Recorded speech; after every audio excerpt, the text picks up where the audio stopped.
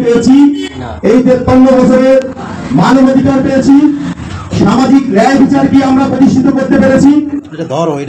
VP নূরের জন্ম না হলে হয়তোবা আমরা এই যে বৈষম্য বিরোধী আন্দোলনের মাধ্যমে একটি ফ্যাসিস্ট সরকারের পতন ঘটাতে সক্ষম হয়েছি, এটা হয়তোবা কখনো সম্ভব হতো না।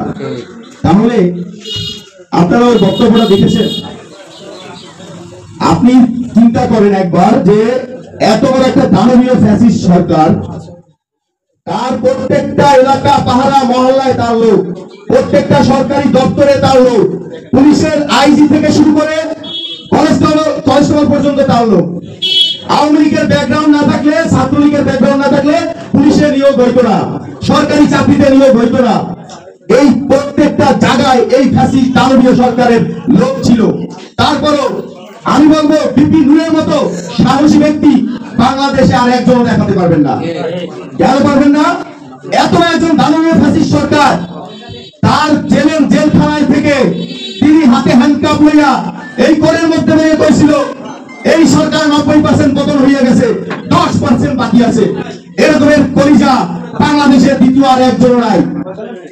আমরা গর্বিত, আমি বরিশালের সন্তান, এখানে যারা আছে আমরা সবাই বরিশালের না? শেরে বাংলাকে ফজলুল হকের পরে দক্ষিণবঙ্গের প্রধানমন্ত্রী হওয়ার মতো আমরা কি কোনো নেতা পেয়েছি? এই সবেমাত্র পেয়েছি, এর আগে তো ছিল না, ছিল না। তাহলে এই দক্ষিণবঙ্গের প্রত্যেকটা এলাকায় পাড়া মহল্লায় অন্য কোনো গান থাকা উচিত না, শুধু একটাই গান থাকবে, ভিপি নূর ভিপি নূর তেরা তেরা। এর বাইরে কি থাকা উচিত? এই দক্ষিণবঙ্গে আমরা কি কখনো প্রধানমন্ত্রী পেয়েছি শেরে বাংলাকে ফজলুলের পরে?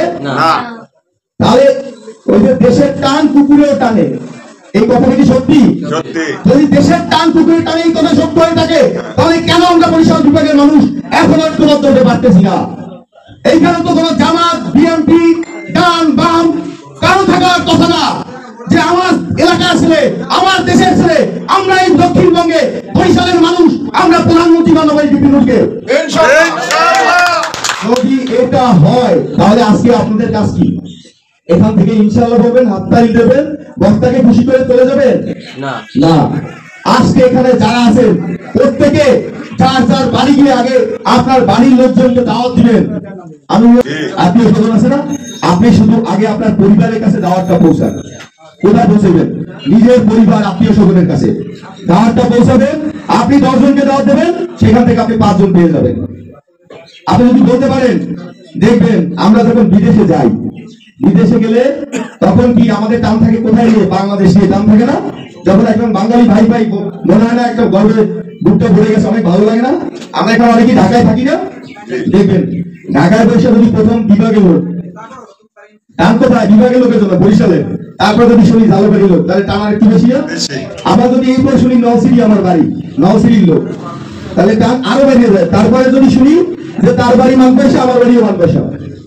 এই যে এলাকার যে চেইন অফ, এই যে টানটা এলাকার মানুষ, আমার একজন প্রশাসনের বাড়ি এখানে বসে আছে, ওনার কাছে যদি এখন ওনার এলাকার একজন মানুষ আসে, ওনার আত্মীয় স্বজন লাগবে না, দেখবেন ওনার একটা সফট করার অন্য একটা অনুভূতি কাজ করবে, বলবে না? তাহলে আমাদের মধ্যে কেন এই অনুভূতি শক্তিটা জাগ্রত হয় না? আমরা কেন জাগ্রত করতে পারি না? মনে রাখবেন, ভিপি নূরকে যদি আমরা মূল্যায়ন করতে না পারি, ভবিষ্যৎ প্রজন্ম আমাদেরকে ক্ষমা করবে না। ভবিষ্যৎ প্রজন্মের কাছে আমরা প্রশ্নবিদ্ধ থাকবো যে এই রকম একজন সাহসী নেতা পেয়েও আমরা তাকে মূল্যায়ন করতে পারি নাই।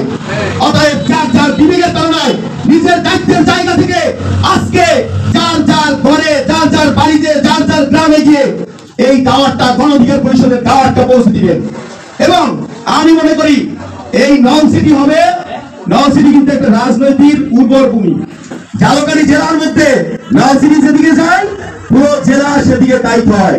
কারণ এই নন সিটিতে দেখেছি, আর এখানে একজন মহান নেতা ছিল ভুট্টো সাহেব, তাকে আমি শ্রদ্ধা করি, তাকে আমি অনুসরণ করি, তার জীবনী আমি পড়েছি।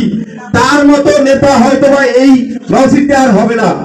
তাহলে এটা রাজনৈতিক উর্বর ভূমি, আপনারাই আজকে সিদ্ধান্ত নেন যে নন সিটি থেকে আমরা এই বরিশাল বিভাগকে ঐক্যবদ্ধ করার জন্য আমরা ডাক দিব। আমরা সবাই ঘরে ঘরে দাওয়াত পৌঁছে দিব। আমরা আগামী 10 বছরের মধ্যে বিপি নূরকে বাংলাদেশের প্রধানমন্ত্রী হিসেবে দেখবো। এই টার্গেট নিয়ে আমরা কাজ করতে পারবো না? কে কে কাজ করতে পারবো? সবাই পারবে, সবাই ইনশাআল্লাহ। সবাই কারো বসে থাকলে চলবে না। যে হাত লাগাইছেন উপরে কিন্তু কবুল হয়ে গেছে। আমি কিন্তু মাওলানা না, মুন্সিও না, উপরে কবুল হয়ে গেছে না। তিনি কিন্তু